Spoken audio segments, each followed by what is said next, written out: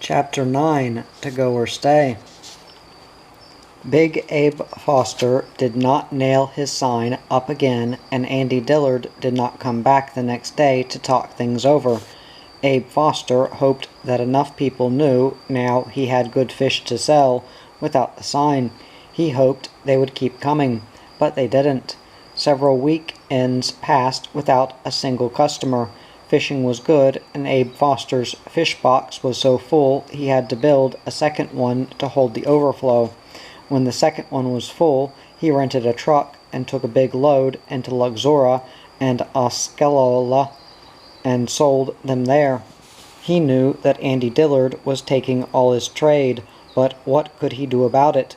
He and Mama talked things over. "If I can't get customers," said Daddy, "I'll have to move on. We'll find another place better than this." "You'll let Andy Dillard run you off," said Mama. "What do you want me to do?" asked Daddy. "Go down there and punch his nose." "No," said Mama, "but there ought to be some way to work it out. I just kinda liked it here. There's Seth and Edie for friends, and Miss Harris up at the store, she's nice, and George Milburn, the bossman, will let us pick cotton for extra cash. Millie wants to pick to earn some spending money." Patsy spoke up. "School starts next week, and I'm going to sit with Grace Eva on the school bus." "No," said Mama, "you'll have to sit with Bunny. Bunny's a big girl now. She's gonna start to school." Mama took the youngster on her lap. "Oh, Millie can look after Bunny," said Patsy. "I'm going to sit with Grace Eva." Daddy turned to go. "Better not start the kids to school here till we are sure we're going to stay," he said. "Now look here, Abe," said Mama, "with all 4 kids of school age now, we got to stay in one place during the school year anyhow. You can chase around up and down the river all summer if you want to, but these kids have got to have a chance to go to school. I don't want them to grow up like you did and not know how to read or write." "How can I pay for their school supplies and clothes," asked Daddy angrily, "if I can't sell any fish?" "Well, school's starting this week," said Mama, "so make up your mind if we're going somewhere else or staying here. I wish I knew what that old sneak Andy Dillard is doing to take my customers away from me," said Daddy. "I'll put up my sign again so the cotton pickers can see it. When they are pickin', they've got money to buy. After pickin' stops, fish buying slows up." It was Dan who found out what Andy Dillard was doing. He had arranged for his oldest boy, Chuck, to stay at the store corner, sometimes in the store, sometimes outside, stopping cars. Chuck asked everybody, "Want to buy catfish? Go to the fish house down by the ferry landing." Chuck was about 14 years old, big and strong, so Dan could not fight him. Miss Foster did not know whether they were going or staying, but when school started, she went to town and enrolled the 4 children. They ran up to the corner by the store each day to catch the school bus. They all liked it except Bunny, who cried for Mama every day. Patsy sat with Grace Eva sometimes, or with Joella or Brenda. The bus was very crowded, and the children fought and threw books at each other, just as the girls had predicted. They all thought it was fun until a boy got his head badly bumped. Then they quieted down. One day the bus was not crowded anymore. Cotton picking had started, and the cotton children had to stay home to pick. Pickers came out in cars and trucks and could be seen all over the fields. The river road was a busy place now, with all the coming and going. Sometimes the picking was in one field and sometimes in another. The Foster children and a few others were the only ones on the school bus until after it crossed the levee going back into town. Then Millie dropped out to pick cotton with Mama. Because Daddy was making so little from fish, Mama needed cash money to get school clothes and supplies for the children. The water in the river had been getting lower and lower ever since the Fosters came in August. Each day the wet mud strip on the bank grew wider, and the hard, dry gumbo mud above it opened in wide cracks, wide enough to catch an unwary shoe or foot.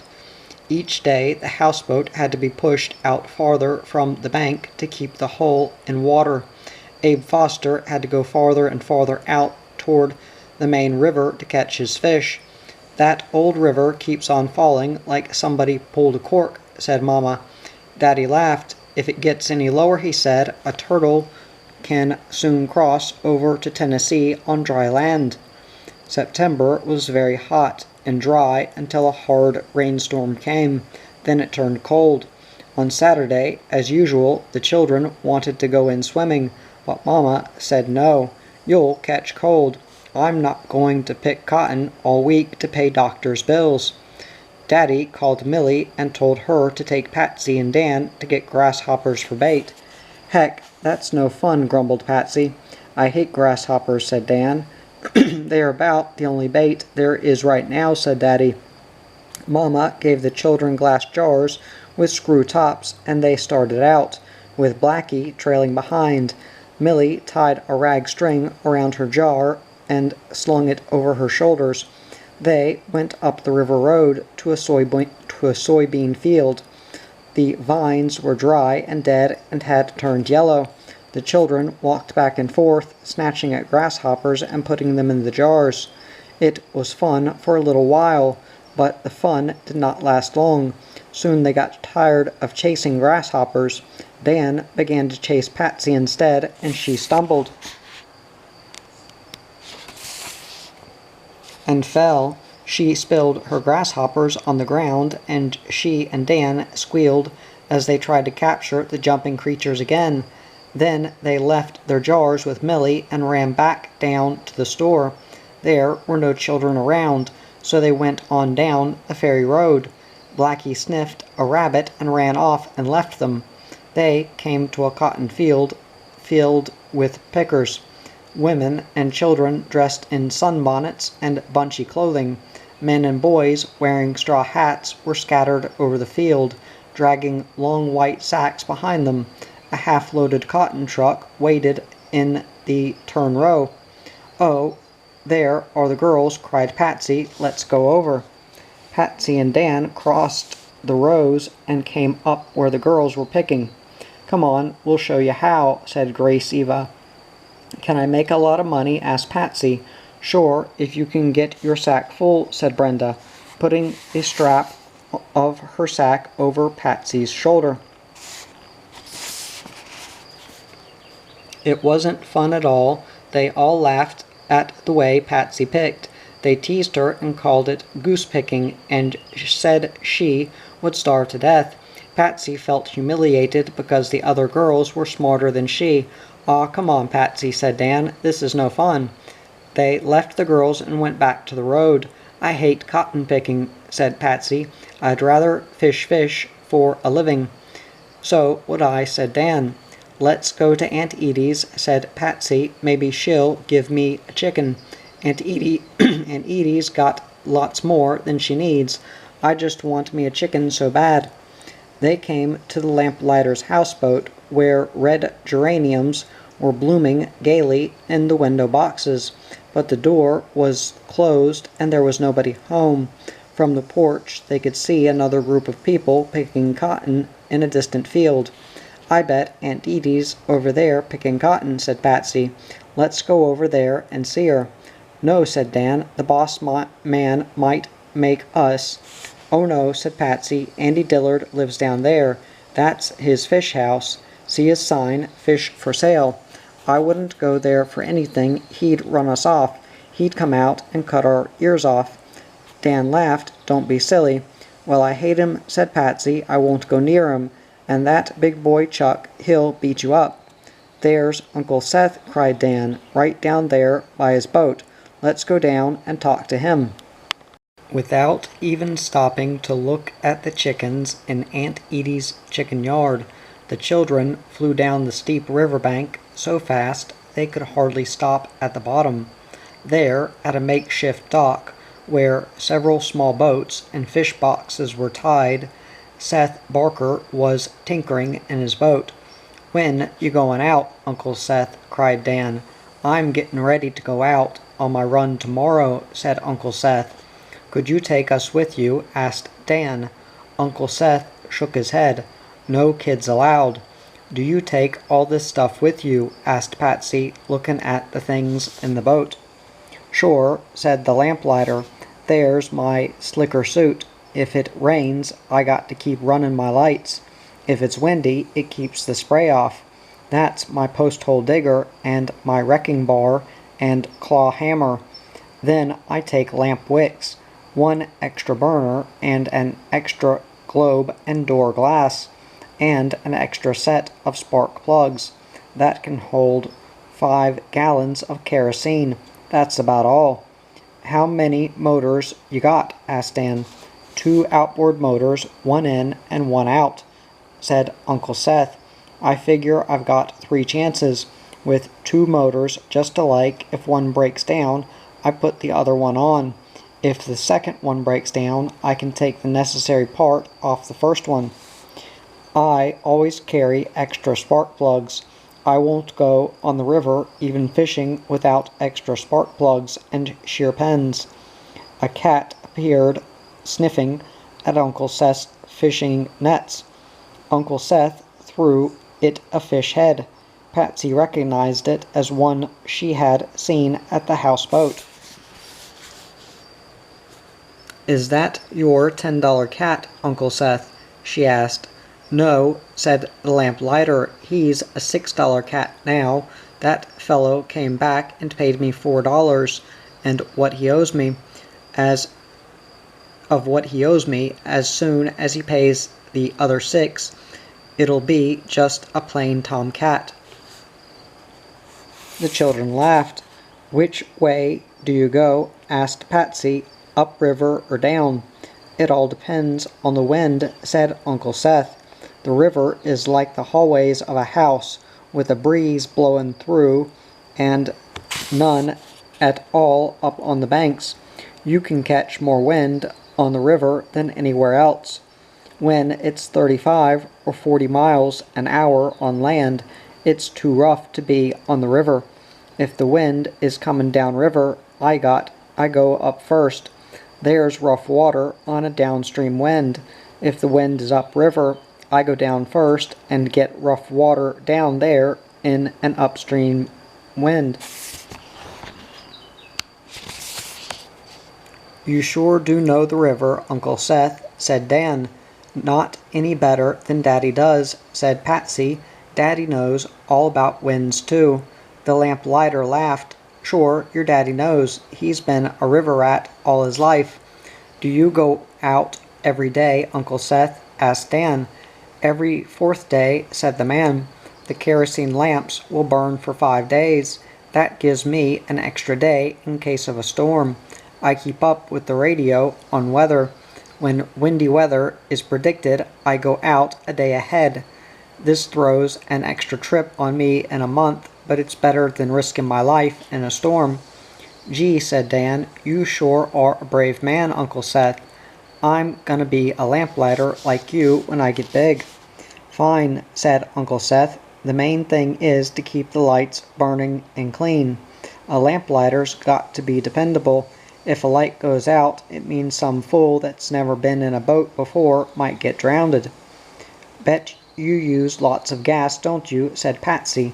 "It takes 20 gallons a week for just my boat," said Uncle Seth, "and 1 quart of oil to every 4 gallons of gas." He climbed in his boat ready to go. "Gee, I sure wish I could go with you," said Dan. "Me too," said Patsy. "Can't take you out on my regular run," said the lamplighter. He picked up a lantern from the floor of his boat. "This lamp's broken and got to be replaced.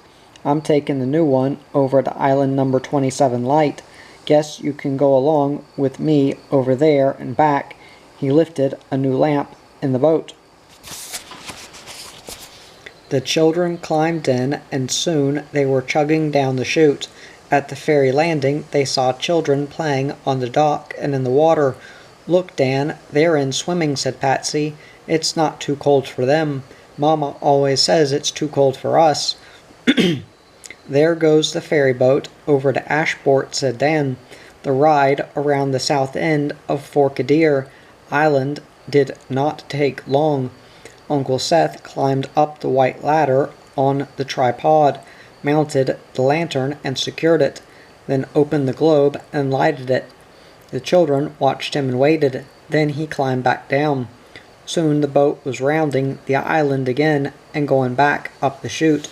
"I'll let you out at the ferry landing," said Uncle Seth. "Okay," said Dan.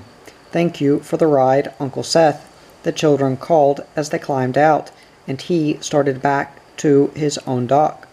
They waved goodbye and watched him go. Then they looked at the children playing in the river. An old boat was tied to a piling a little way out, and a small boy about 5 years old was playing in it. He had 2 sticks and was pretending to row. The other children were wading near the bank and splashing water on each other.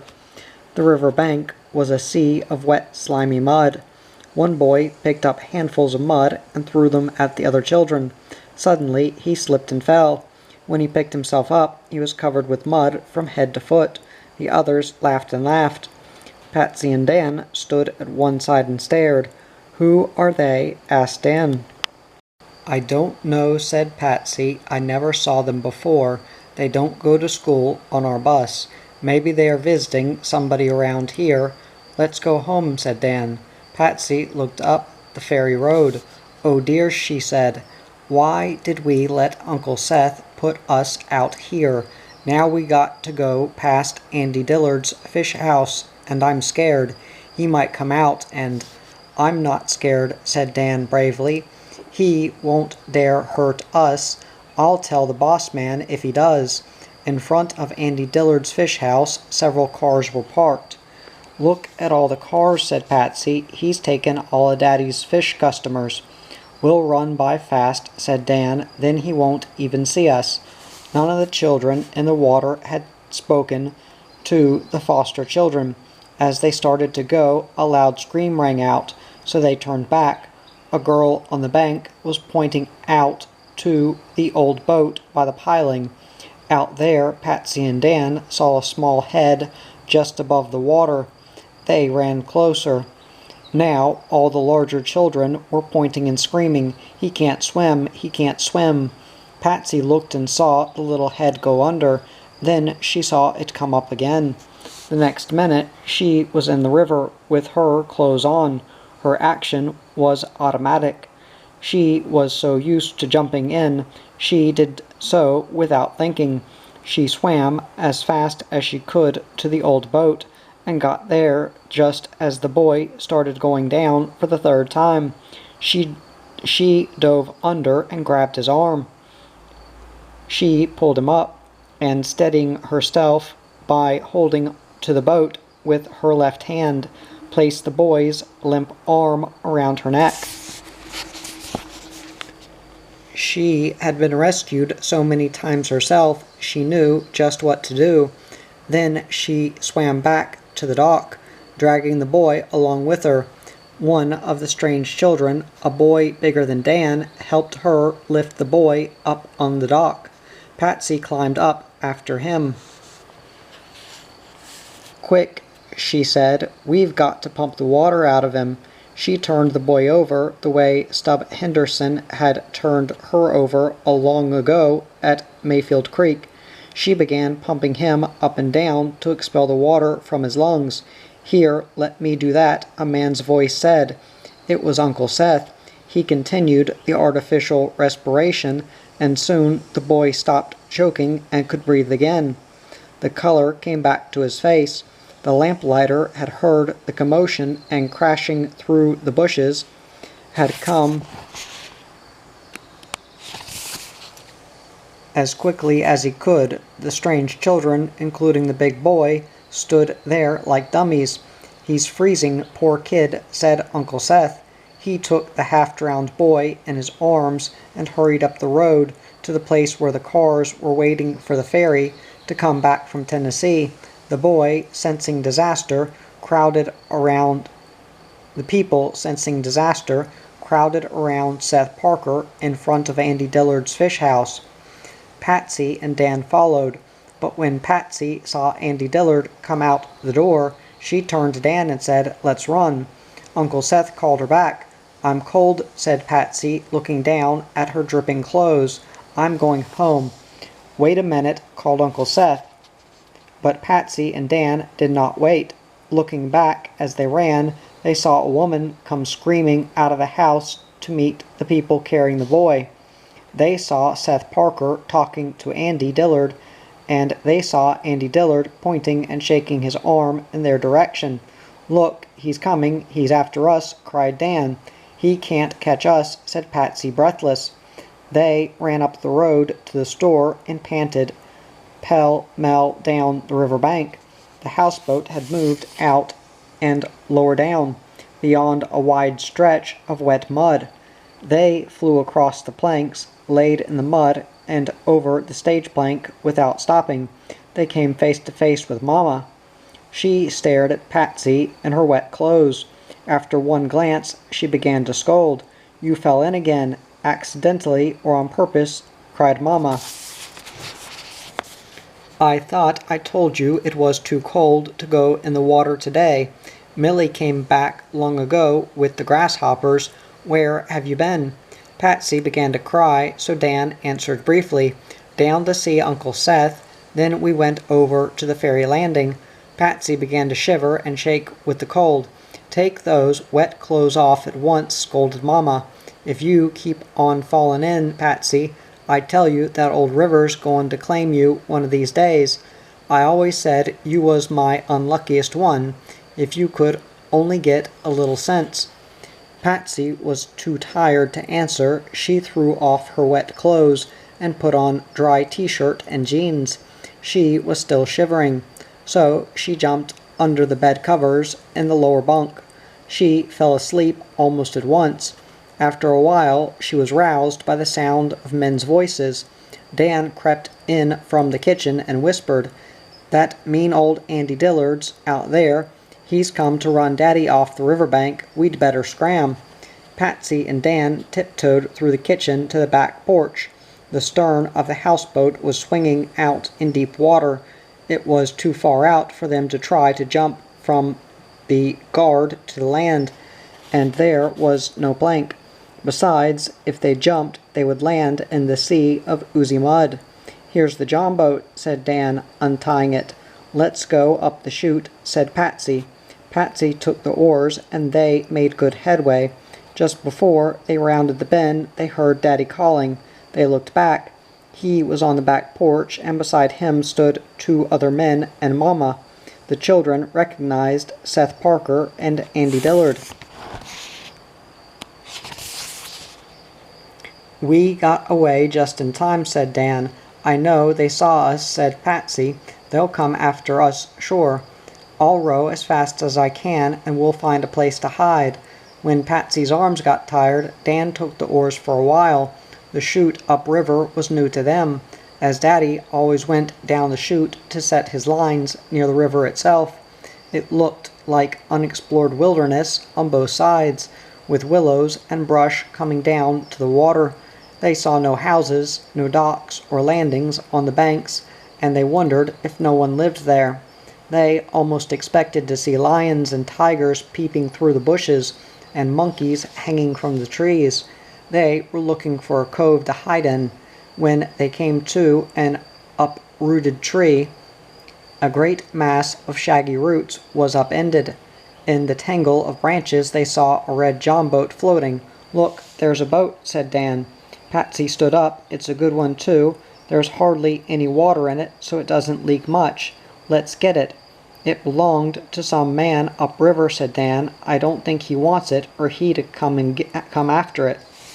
Both children knew well the unwritten law of the river. Finders are keepers. The river was looked upon as a storehouse of treasures. Anything might come floating down. Planks, timber, furniture, chests or boxes, ropes, baskets, boats, All river people were entitled to whatever they could salvage of the many strange things that the river deposited in their pathway. "It'll be our boat," said Dan. "Just yours and mine," said Patsy. "We won't let anybody else use it." In the excitement over their find, and in the hard work of freeing the red boat from the tangle of tree branches, the children forgot about Andy Dillard and the necessity of hiding from him. They pushed and shoved until they got the boat clear and out in the chute, where they tied it by a rope to their own jomboat. They took an empty pail and bailed the water out. They looked at each other and grinned. "It's a peach," said Dan. "It's ours," said Patsy. Then they heard the sound of a motor, and there was Millie in Daddy's other jomboat. She yelled to them to tie on behind, and they did.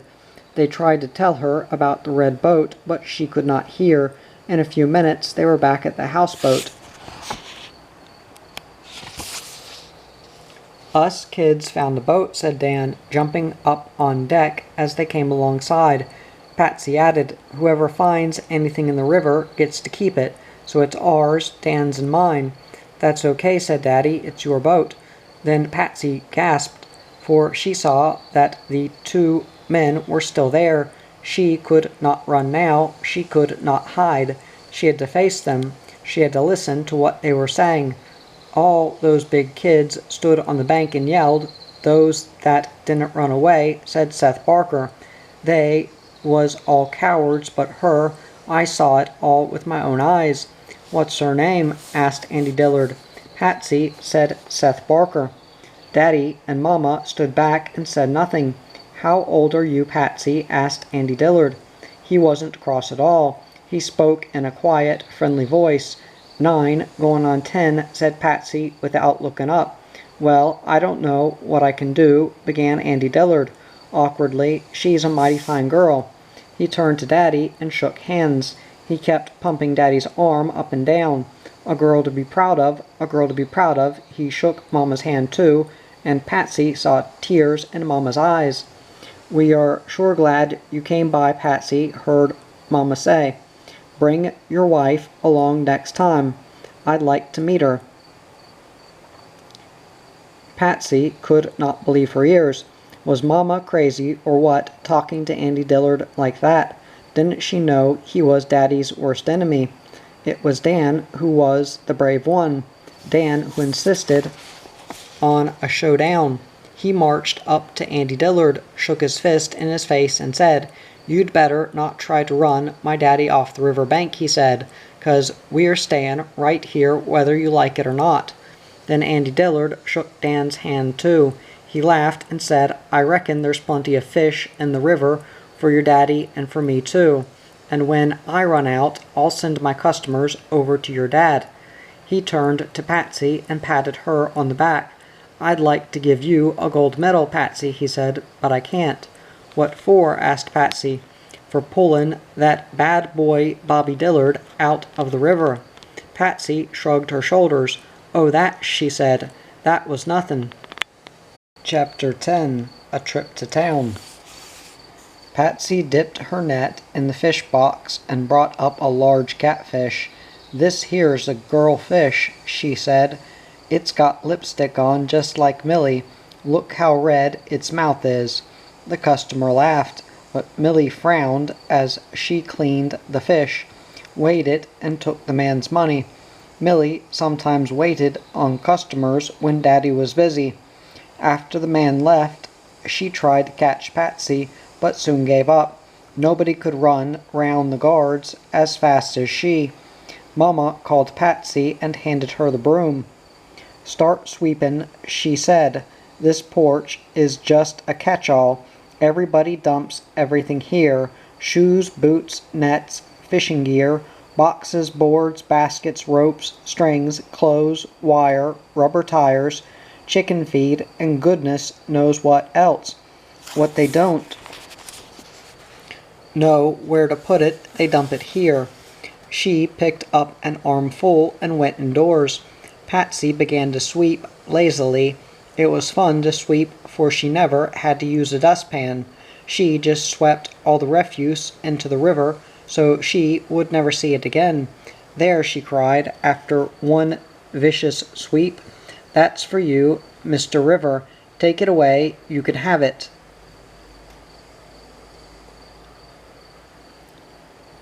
Old newspapers, a cardboard carton, and several rags went floating, then a roll of wire and some banana peelings.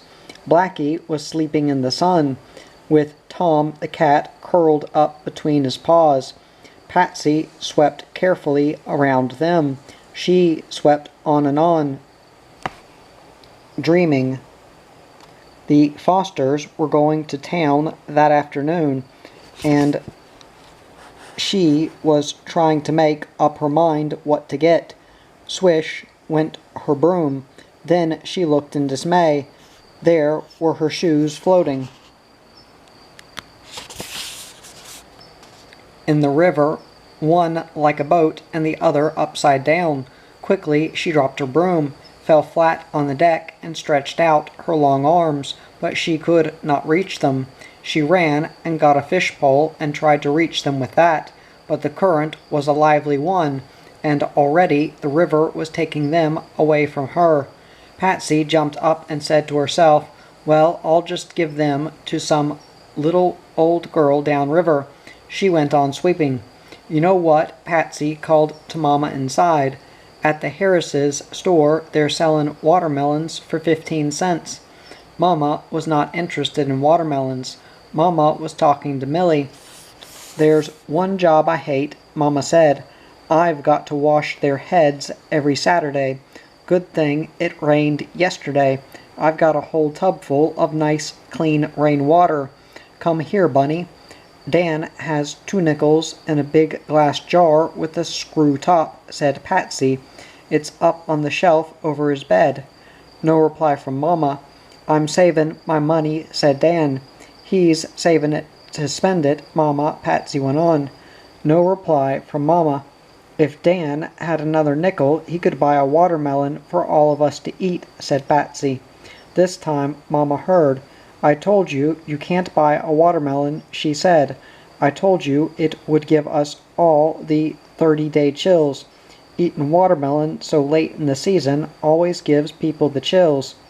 On the back porch, Mama started the head washing. Millie was done already and had hers up in pin curls. Bunny sat on a box, leaning over, her eyes covered with a washcloth.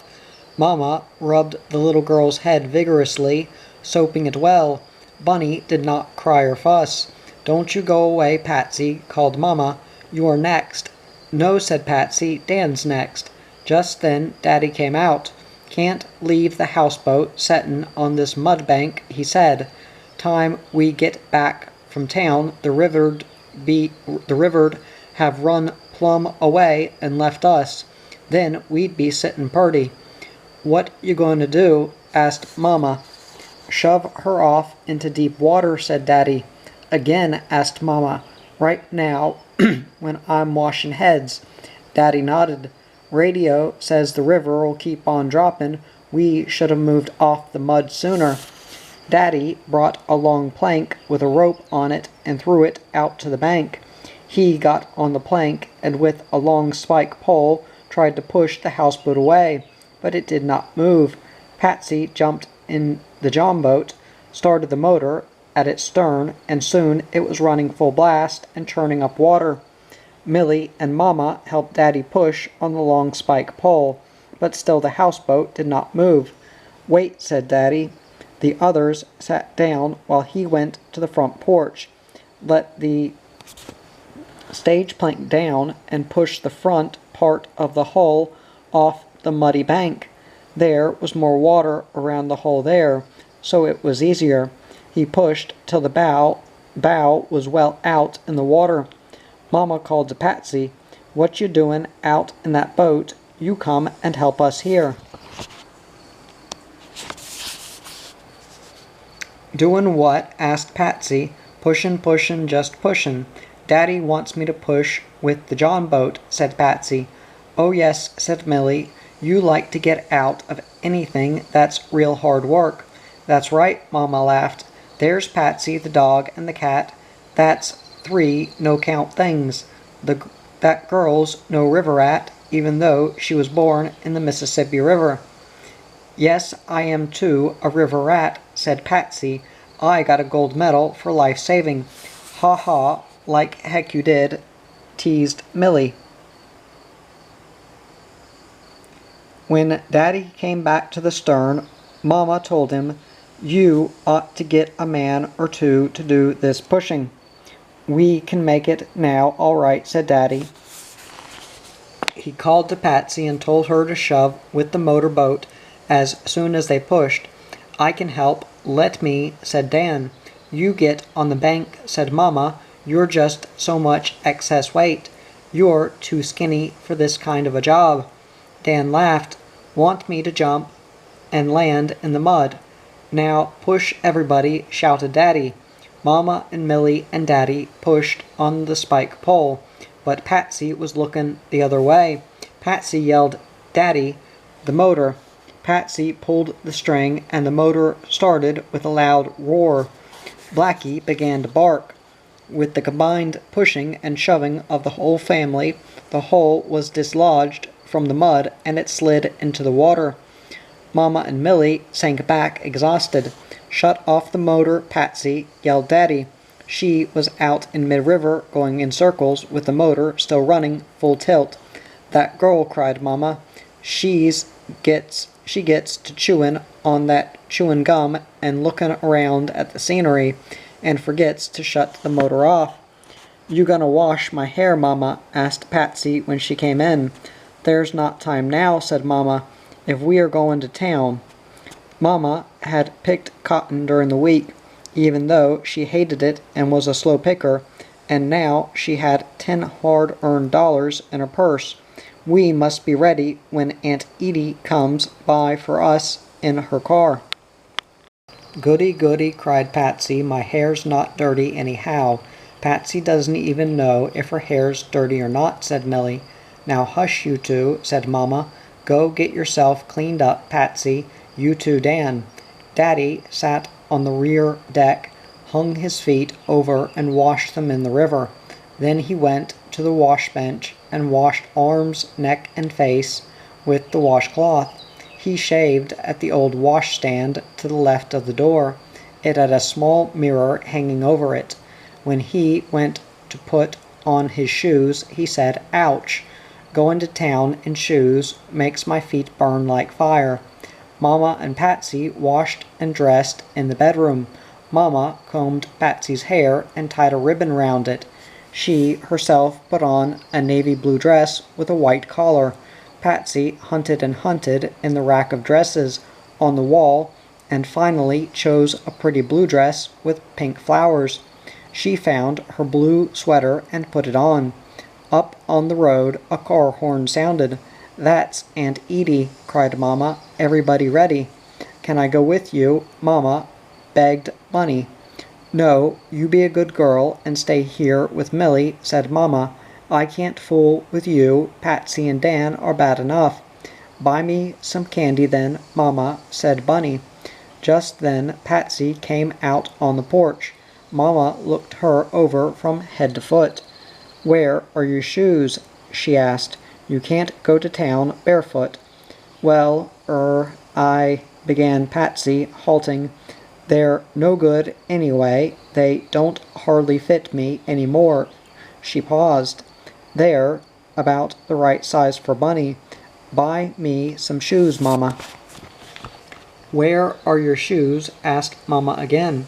It was hard to tell Mama that her shoes were going down river like little lost boats seeking new homes on some other little river girl's feet. Mama would not understand that.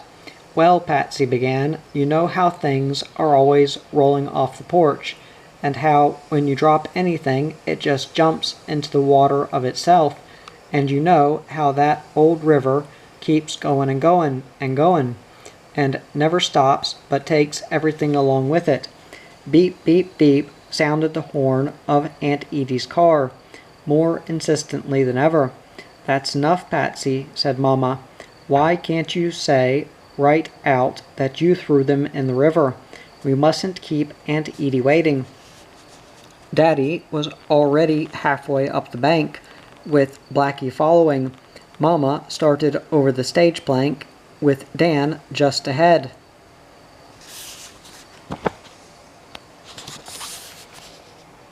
"I didn't throw them," said Patsy. "They practically jumped. What with you and the dog and the car and the cat," said Mama. Leaving her sentence unfinished, she started on saying, "Millie called the dog back." "Buy me some shoes, Mama," said Patsy. "I didn't throw them in. I just swept them in by accident.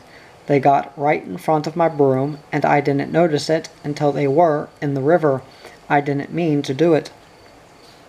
"If you'd stop your dreamin', you'd get along a lot better," said Mama. There was no time to scold the girl now. Then they were in the car driving past the cotton fields, some still white with unpicked cotton, over the levee and down the gravel road to Luxora. But they did not stop there. They kept on to Oskello. "If I'd a known we was goin' to Oskello," said Patsy to herself, "I'd a saved my shoes. I don't want the people of Oskello to see me walkin' barefoot, but maybe then Mama will have to buy me new shoes." She cheered up at the thought. "Buy me some shoes, Mama," she said aloud. "If the fish don't run better, you'll go barefoot all winter," said Mama. "Oh no, you picked cotton last week, Mama," said Patsy. "Daddy needs a new shirt, and Dan needs overalls and shirts and a haircut," said Mama. "And I got to get food enough to last us a week. You'll have to wear those old shoes of Millie's. They're about your size now." Daddy left them to get gas and the things he needed for his boats. Mama went first to the supermarket, and she and Aunt Edie came out loaded with sacks of groceries. They headed back to the car to leave them. The streets were crowded with cars and the sidewalks with people. All the cotton pickers had been paid off in cash and had come to town to spend their money. Family groups, parents with children, from babies to teenage, were everywhere.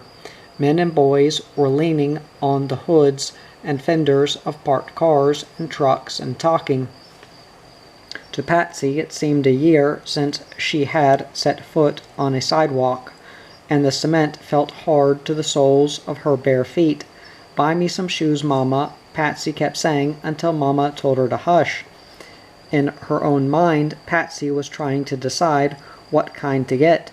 She was thinking how nice a pretty pair of red shoes would be, thinking so hard she did not watch where she was going until she was brought up sharp by a loud scream and a screech. Mama did the screaming, and the car, a strange car that appeared from nowhere, did the screeching when it stopped within 6 inches of Patsy's bare feet. Dan came rushing up to pull her back to the sidewalk. Patsy had somehow gotten out into the middle of the street without realizing it. A policeman came running over and spoke to Mama in a loud voice. Mama dropped one of the sacks of groceries, and Dan had to pick up everything from the sidewalk. Strange people crowded round all sides, pushing and staring and talking. Mama was really upset. "What's the matter?" asked Patsy. "Matter?" cried Mama. "That car nearly ran you over." "She walked right out in front of that car, Mama," said Dan, "and made the man stop." "Heck," said Patsy, "he's got brakes." "Now, Patsy," said Mama, "you're not on the river. You're on a street in town, and the cars are not going to go around you. I see. I'll have to show you how to cross the street." "I can show her how, Mama," said Dan. "Look, Patsy, there's a red light. That means we've got to wait till it turns green. We only cross over when it's green." "I didn't know they had buoys in town," said Patsy, grinning. Mama turned to Aunt Edie. "That girl's lived too long on the river, she said. You never saw a worse greenhorn in town. A large man who had been standing by laughed out loud. What a girl, he said. Smart on the river, but not so smart in town. They turned and saw that it was Auntie Dillard. I've warned her about the river, Mr. Dillard, but not about cars, said Mama. Patsy spoke up. Buy me some shoes, Mama. Auntie Dillard looked down at her bare feet. She needs shoes, he asked. Mama nodded, laughing. Fish don't bite fast enough to keep 4 kids in shoe leather. You come with me, Patsy. Auntie Dillard took her by the arm and started across the street on a green light. Patsy looked up in alarm. All her old fear of the man returned. Where are you taking me? She asked. You go right along with Mr. Dillard, honey, Mama said.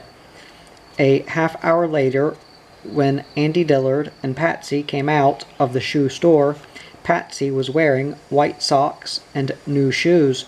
The shoes were red strap sandals.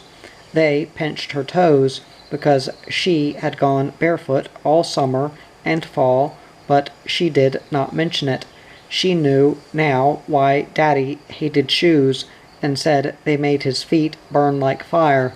She did not mention it because hers were the most beautiful shoes in the town of Osceola and the state of Arkansas, if not in the entire United States of America. Mama and Aunt Edie and Dan all thought the red shoes were very nice.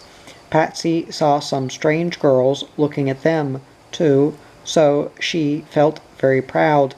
They all thanked Mr. Dillard, who said it was nothing. I just wanted to do something for her, he said modestly. Since I couldn't give her a gold medal, he turned to Patsy. Will you be careful now crossing the streets in town? Oh yes, Mr. Dillard, said Patsy sweetly and softly. I'd hate to run over with my new shoes on. I'd hate to be run over. She gave him her sweetest smile, and for the first time accepted him as a friend. On the way home, Daddy said, Let's go by the river and see how it looks. It looks the same as it always did, said Mama. Let's take the river road, Edie, said Daddy. I want to see what the river looks like to land folks. You afraid it might change its mind and start running upstream? Asked Aunt Edie. No, said Daddy, but take me off this river for even half a day and I'm lost. I just can't be satisfied to save my soul. Aunt Edie laughed and drove along the river road. She stopped at gaps in the willows through which the river could be seen. When I was working in that factory up there in Detroit, making big money, said Daddy, I could shut my eyes. Imagine I had a line on such and such a point and was catching me a great big catfish. I could just see it, even when I was pounding metal all day long. You're a sad case, Mama laughed. I can't help it, said Daddy. Even to go to town for half a day makes me downright homesick for the old river. But Daddy, said Patsy, town is nice with all those stores.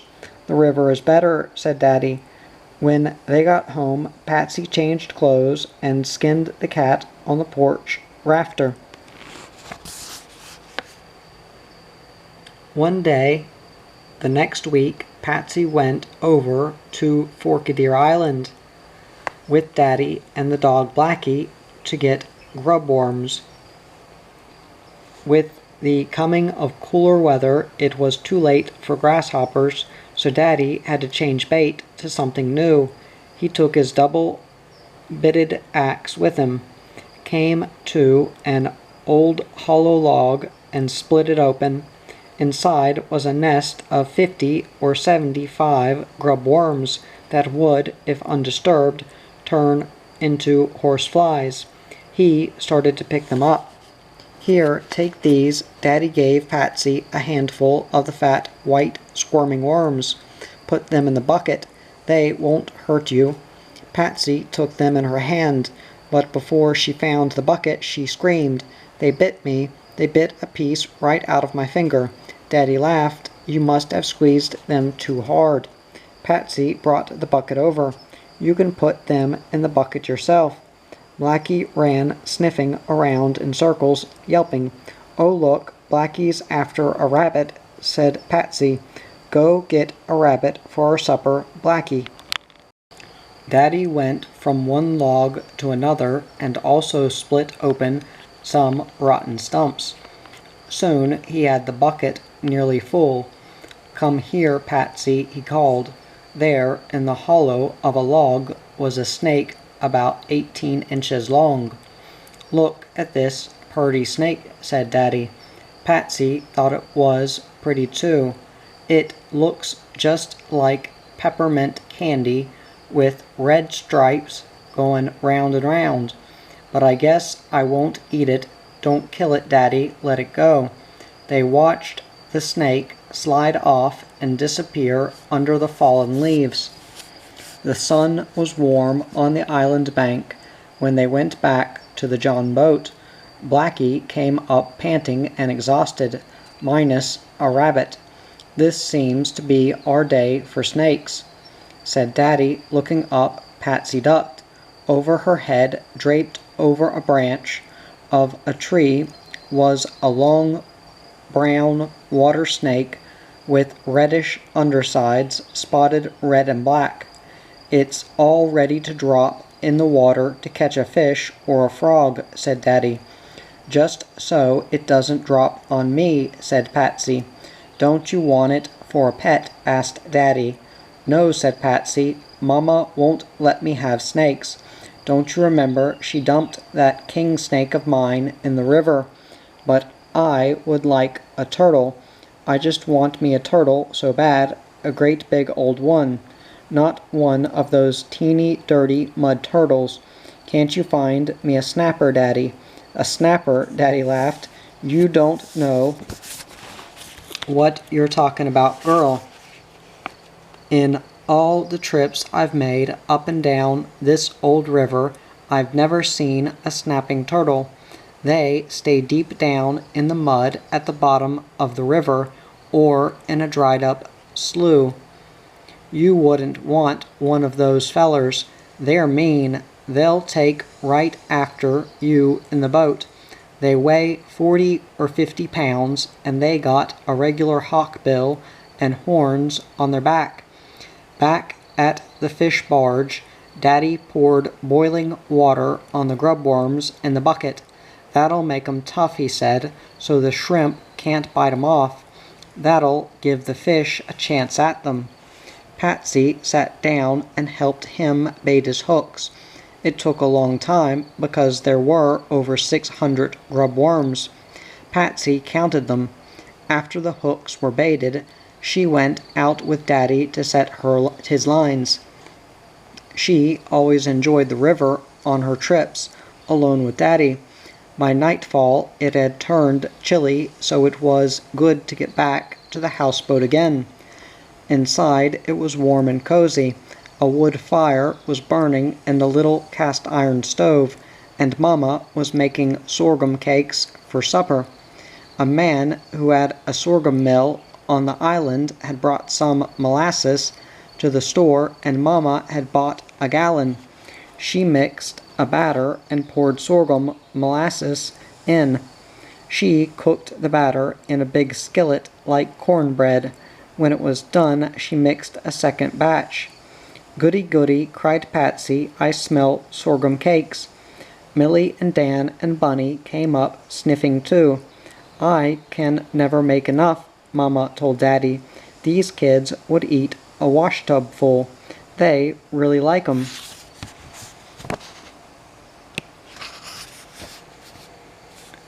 "No wonder," said Daddy. "They are all empty clean down to their toes."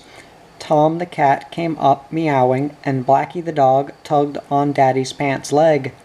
They were both hungry, so they had to have their share. Mama spoke to the pets. "You both belong to this outfit," she said.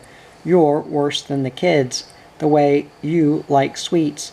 I never knew a dog and cat with a sweet tooth before." When everybody was full of sorghum cakes and the other children had left the table, Patsy put her arm around Daddy's shoulder. "Now that Andy Dillard's our friend," she said, "we are staying right here at O'Donnell Bend, aren't we, Daddy?"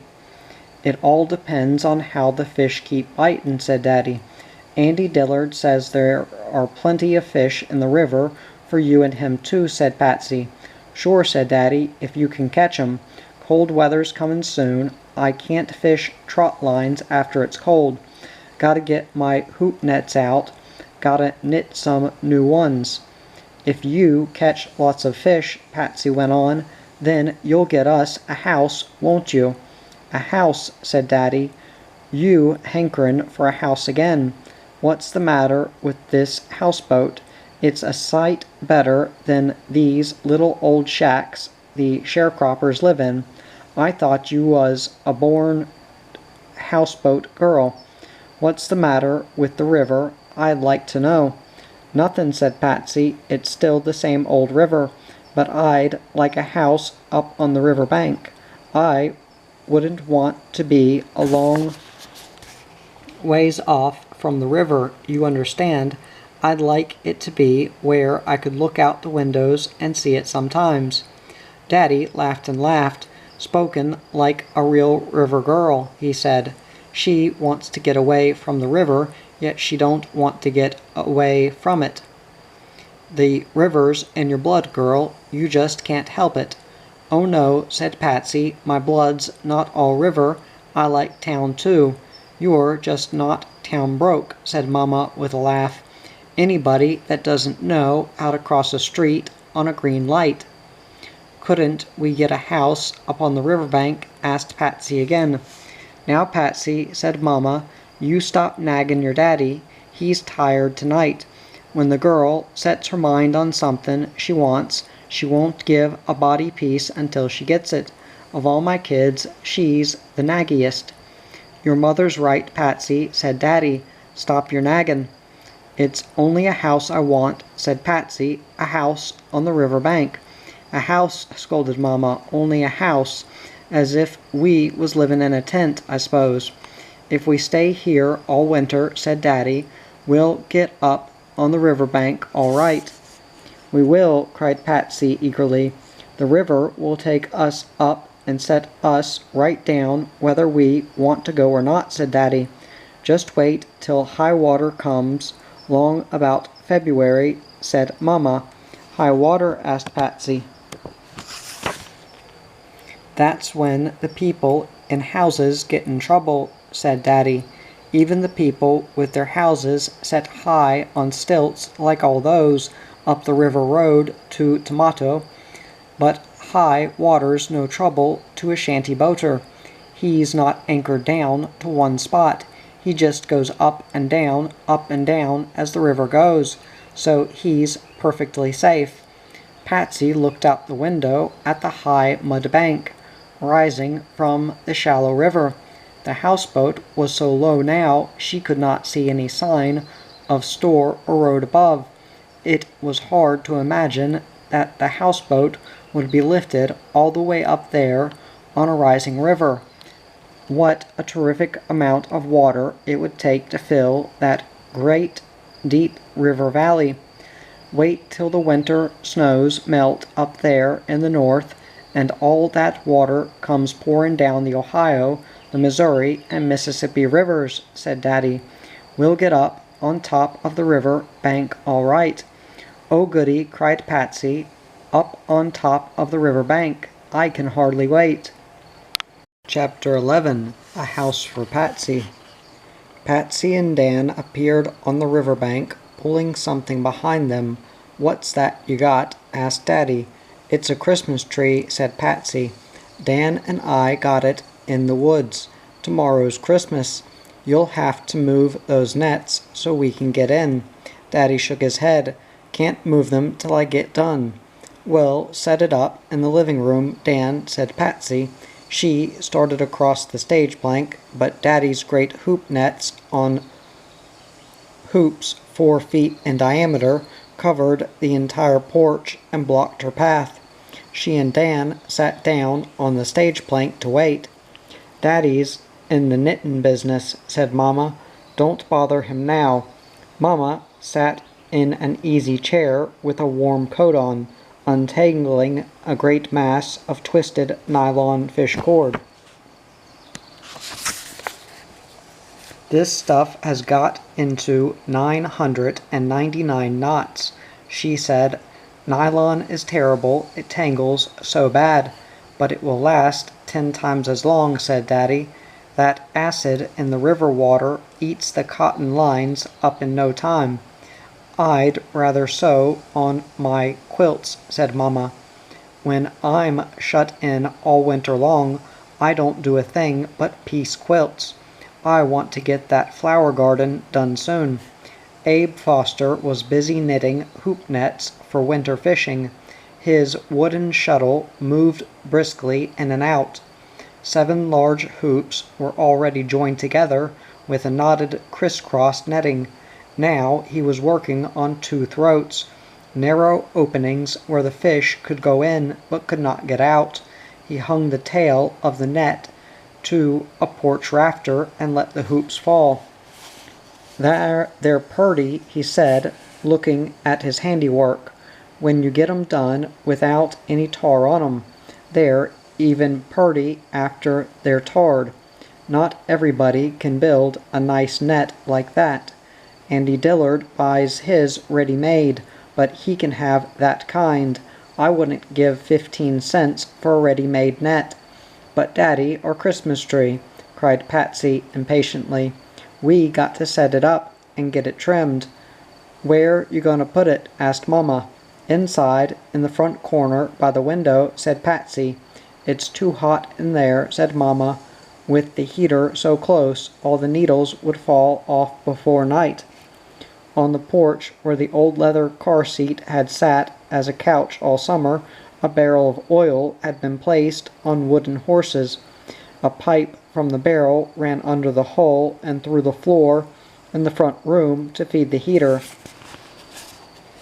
Although the houseboat walls were only of wallboard covered with wallpaper, the rooms stayed cozy and warm, helped by the heat of the sun on the flat roof and the wood fire in the little cast-iron stove in the kitchen. "Your Mama keeps it hot enough inside to roast the cat," said Daddy. "I can't stand it to come indoors hardly. But where can I put the tree then?" asked Patsy. "Out here on the porch will be better," said Mama. "But there's no room," said Patsy. "Look at all the junk. Look at those big old hoop nets of Daddy's.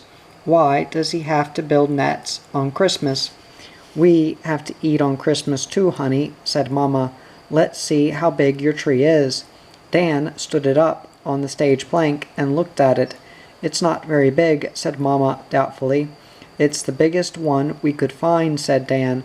"I chopped it down myself." "It looked lots bigger out in the woods," said Patsy. "I'll tell you what you can do," said Mama. "Do you want to put electric lights on it?" "Oh yes, we do," cried Patsy and Dan. "I think I brought that old string of lights from River City," said Mama. "Let's put the tree up on the electric washer right at the corner there, where everybody can see it, fish, customers, and all. Then you can plug the light cord in at the washer outlet." "Goody, goody," cried the children. "Oh, how pretty that will be." After it was decided that the Fosters were staying in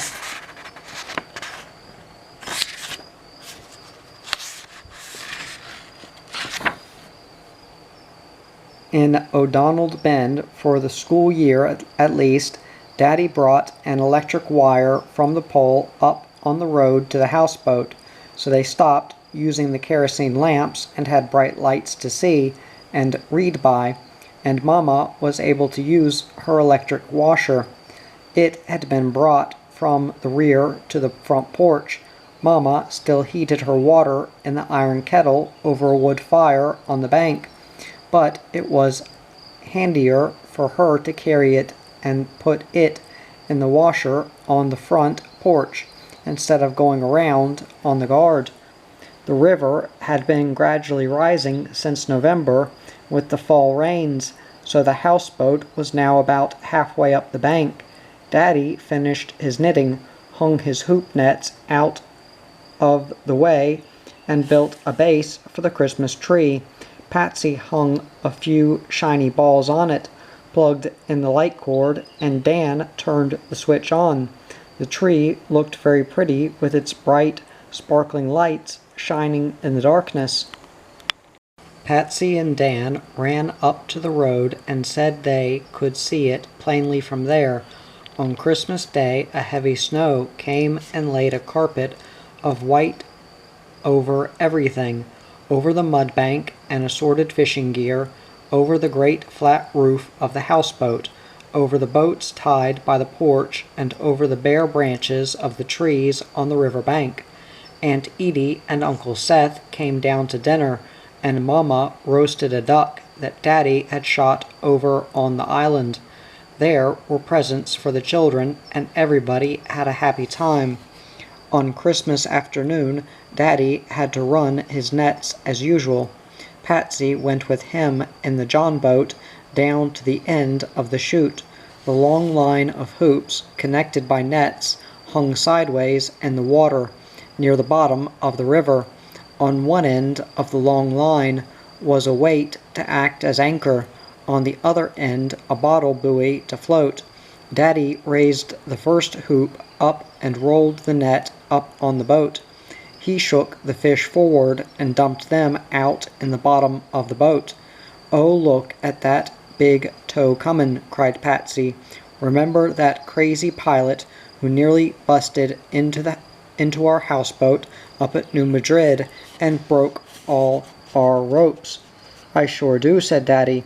"A good pilot can steer a line of barges through the eye of a needle, but here they can't take them around a bend without hittin' somebody." "I'll never forget that towboat," said Patsy. "The cook had a great big bunch of bananas hanging on the deck. I was wishin' that old towboat would sink so you and me could go out and get those bananas." Daddy laughed.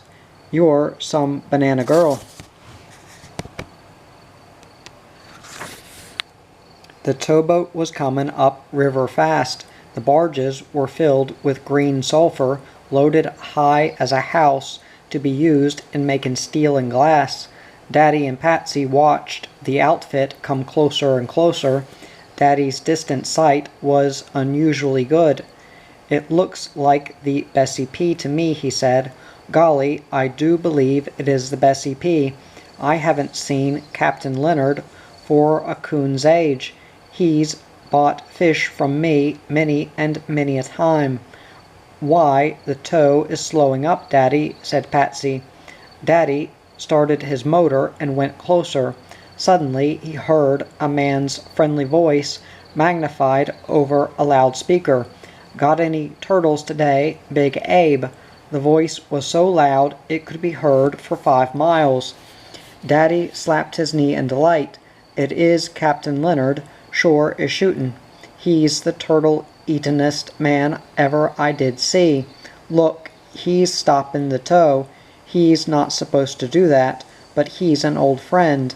Imagine him spottin' me clear across this old river and callin' me by name. We'll go over and see him." The towboat waited until Daddy came alongside. Several deckhands looked down from the barges and grinned. Captain Leonard wanted all the turtles he could get. Fortunately, the haul of the hoop nets had brought up half a dozen. Daddy loaded up the basket. The cook let down on a rope. Daddy and the captain talked and reminisced. When the basket came back down, it held a surprise. Apples and oranges and a huge stalk of bananas. "Bananas," cried Patsy. "Look at all the bananas. This here's my banana girl," Daddy told Captain Leonard. "Patsy will do almost anything short of skinning a towboat and going to jail to get herself a bunch of bananas." The men talked, and then the captain asked, "Did you ever eat any deer meat, Big Abe?" "No," said Daddy. "Rabbit's more my style, and the island's full of them. When the fish don't bite, we eat rabbit. My wife says we've eaten so many this winter, she thinks we'll soon all start hoppin'." The captain spoke to the cook, who tossed down a hunk of venison. "Try it on the kids," he said. "I think you'll like it. Merry Christmas." Soon the Bessie P began to move again, while Daddy and Patsy watched from a safe distance. What a surprise it was to bring all the fruit to the other children. Daddy hung the stalk of bananas to the rafter beside the Christmas tree. "Don't make yourselves sick eatin' bananas," said Mama. Winter had come now in earnest. With melting snows in the north, the Mississippi River rose higher and higher, taking the Foster houseboat with it.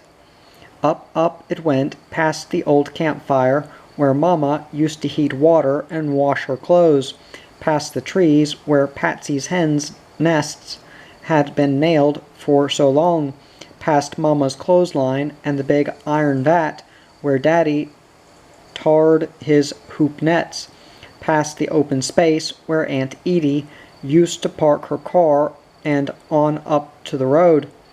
Each day the plunder on the bank had to be moved higher: the chicken coop, washpot, the piles of driftwood, old baskets, nets, hoops salvaged, planks, scraps of iron, and assorted junk, all the things that might come in handy some day. In January it snowed again. One day, when Patsy came running from the school bus, she slipped on the snow on the stage plank and fell into the water with a great splash. She got her jacket, jeans, and boots wet and muddy. Well, Mama put her hands on her hips and looked at her.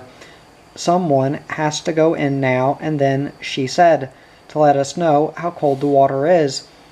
Millie teased, "Patsy got a gold medal for life-saving, but she can't save herself." Dan helped pull her out, and Bunny helped her take her boots off. Blackie came up and licked her face, and after she put on dry clothes, Tom the cat jumped into her lap to cuddle there. In February, the river reached its crest after rising 3 or 4 feet daily. Now Patsy learned again what high water meant. Now the Fosters were really up on top of the river bank. Their whole point of view was so changed. It was hard to remember how it used to be so far down below in the summer. Now the houseboat seemed to be set in the middle of a great, vast, shallow lake, stretching as far as eye could see. "I want it to get still higher," said Patsy, "so we can boat ride all around over the fields." One day Patsy and Dan started out to explore in their own red rowboat. Daddy had mended the leaks and made it serviceable, but the ride was not as much fun as they thought it would be. The river road to Tomato was entirely under water. All the cotton fields were lakes now. The people in the houses were safe because their homes were set high on stilts, but they were completely cut off and isolated. They could not use cars or trucks, but had to travel by boat. "What will they do if the river comes up over their floor?" asked Patsy. "They'll have to get in their boats and go somewhere else," said Dan. "Somewhere over on the other side of the levee. Maybe living in a house was not so desirable after all." Patsy thought about Grace, Eva, and Brenda Collins, and the other children up the road. What about the Dillard boys and the Harris kids? How were they going to get to school? The school bus had stopped coming to the store corner. It came only as far as the levee now, and the levee was a whole mile inland, due to changes in the course of the river. "We'll all just have to stay home from school till the river goes down," said Dan philosophically. "But I like school," said Patsy. "I don't want to stay home." "Maybe Daddy will take us in the John boat," said Dan. When they returned to the houseboat, they found that Daddy had tied it up to the big old sycamore tree right by his fish dock sign. The houseboat now sat in the middle of what had been the river road. It was only a stone's throw over to the Harris's store. Patsy waved from her porch to Joella on hers, but the girls could not get together except by boat. Patsy asked Daddy about the houses up the river road. Is the river going to wash them away? They can't go up and down with the water the way we do. Daddy laughed. You think a houseboat's pretty nice now, don't you, honey? Well, those houses have been there a long time, and I reckon they'll stay a little longer. When the river gets so high, all of a sudden it can't go higher, and then it will start going down again. But how will we ever get to the school bus? Asked Patsy. The water's too deep to wade, said Dan. I tried it. You would, said Mama. Daddy answered Patsy's question by getting out the John boat on the next school day and starting the motor. He made trips back and forth across the flooded cotton fields, carrying the river children over to meet the school bus and bringing them home again at night. Spring came, a very wet spring. On April 5th, the river gauge was 35 feet. That's the crest, I think, said Daddy. Now it will start going down again. I got to be ready to catch the drop just right if we're going to beach the houseboat. Patsy clapped her hands. Are we going to beach it and stay on land? Ask your Mama, said Daddy. Yes, it was true. Mama had decided she had had enough of the river for a while, and she wanted a change. I'm tired of the river, said Mama. I'm tired of all this mud and of wading to this boat. Seems like I just got to get on dry land for a while or go crazy. We'll try it for the summer anyway and see how we like it. The mosquitoes will be bad, warned Daddy, and it'll be hot as the dickens up here on the bank without the river breeze. We'll try it anyhow, said Mama. You'll be glad to get back on the river again in a few months, said Daddy. Yes, I know, said Mama. I'm as bad as you. When I quit going to the river, I'll be dead. So Big Abe Foster asked George Milburn if he could beach. When he came back, he reported, Mr. George says the spot is ours and we can do what we want. He sure is nice to us, and there's no rent to pay. When the water was just right, Daddy swung the houseboat around to the location he had chosen off the road, at the brow of the hill, under the trees and beside a level stretch for clothesline and a garden. He cut blocks 3 feet long and 8 inches thick, and put 3 underside of the houseboat, fastened them to the hull, and let the water go out from under it until the houseboat was resting on the blocks. When the water left, he jacked it up and leveled it off.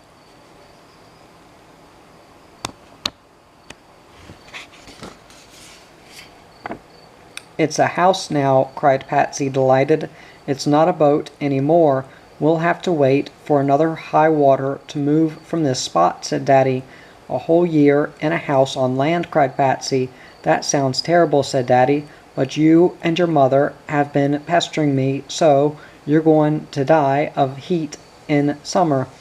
No, the breeze from the river can hit us up here on the hill better than down under the river bank, said Mama. The trees will keep the hot sun off the roof of the houseboat, and it won't get so hot inside. We'll have to carry our wash water uphill instead of down. Everything seemed topsy-turvy for a time, but the Fosters were accustomed to change and soon got used to it. Daddy can go out fishing as well from here as from down below, said Mama, and if it ever dries off, we'll be out of the mud. Gee, said Millie, I wish summer would come. So you can all go in swimming like ducks, said Mama. Daddy can take the fish barge and the cabin boat and all the little boats down the hill as the water goes down, but as for me, I'm staying up here high and dry. The river went down as fast as it had come up. As soon as the ground around the houseboat dried off, Patsy begged for a garden. Mr. George sent a man with a tractor to plow up the ground, and Daddy helped her plant her seeds. She found 2 old discarded automobile tires for flower beds. In them she planted the geraniums that Aunt Edie had given her the fall before. One thing led to another, and Daddy began to complain when he had to forego fishing for house painting, but Mama was determined. A houseboat gets shabby if it's not kept painted, she said. It can get to lookin' old mighty quick. We've got to keep it up. After all, it's our home. Daddy put a coat of white on the house part and painted the hull a deep red. While he worked, Mama and Millie did a house cleaning inside. One day, Andy Dillard, who was a good friend now, came up.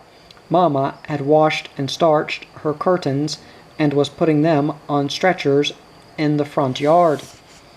"What you working up such a storm for?" asked Andy. "I'm just stretching my curtains," said Mama. "What worryin' and fussin' over curtains for a houseboat?" asked Andy. "Why not?" answered Mama. "We've got a big 2-story house," said Dillard, "but there's not a single curtain in it." "Well, I reckon I'm just fussy," said Mama. "I like my curtains and I like my quilts. It takes things like that to make a houseboat a home." Now the Fosters lived in a different world. Beside a busy country road, cotton was being planted again in fields enriched by river soil deposits, and trucks and cars passed daily. At night they could see the lights in the store and lights in the houses up the river, up the road, and the headlights of cars passing by.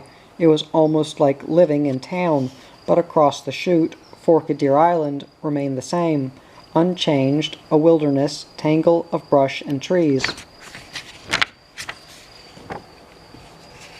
Coming out in bud and leaf, a haven for animals, insects, and birds of all kinds. Sitting on the porch, on the leather couch, Daddy could look through the willows and feast his eyes on the island wilderness and on his beloved river below. There was no riverbank to climb now, and Mama's clothesline was tied to one of the porch posts. All of Patsy's hens were gone but one, and she was happy when Miss Cackle hatched out a brood of 20 new baby chicks. On the first really warm spring day, Mama washed 4 of her quilts, a Dutch boy, a 9-patch, a flower garden, and a crazy quilt. They made a gay pattern of color under the trees, a true harbinger of spring. Soon Joella and Brenda and Grace Eva came over to spend the night. Patsy slept with Brenda on the floor, while Joella and Grace Eva slept in the bunk beds. Millie was visiting a friend overnight. "It's not a houseboat any more," said Joella. "No, it's a house," said Patsy. "It's my home."